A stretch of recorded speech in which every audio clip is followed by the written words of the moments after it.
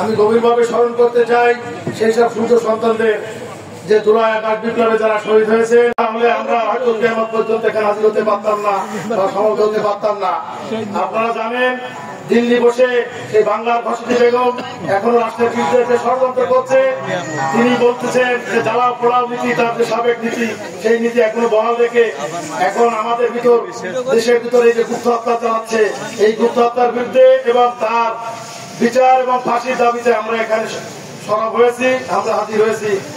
এই তার শাস্তির ব্যাপারে এখানে কোনো বিভেদ বা কোনো দ্বন্দ্ব থাকতে হবে না। আমাদের একটাই দাবি, এই ঘসনি বেগমের ফাঁসি কার্যকর না হওয়া পর্যন্ত আমরা ঘরে ফিরে যাব না। আমি গভীরভাবে আবার স্মরণ করতে চাই যে সমস্ত বিএনপি নেতা কর্মীরা খুন হয়েছে বা যাদের এখনো খোঁজ পাওয়া যায় নাই, সেই সব শহীদ পরিবারের প্রতি শ্রদ্ধা জানিয়ে আমি আজকের এই সবার আয়োজনকারী জনাব ফকির ইসলাম, যিনি অক্লান্ত পরিশ্রম করে, আপনারা জানেন উনি দীর্ঘ 17 বছর উনি বাংলা বাগেরহাট জেলা বিএনপির প্রত্যেকটা নেতাকর্মীর খোঁজ খবর নিয়েছেন, বিপদে আপদে পাশে ছিলেন, এখনো আছেন। এই সমস্ত সমাবেশ তিনি না হলে কোনোদিন সফল হতো না। আমি তার দীর্ঘায়ু কামনা করি, তিনি আমাদের মাঝে দীর্ঘদিন বেঁচে থাকেন। এই বলে আমি আমার বক্তব্য শেষ করছি।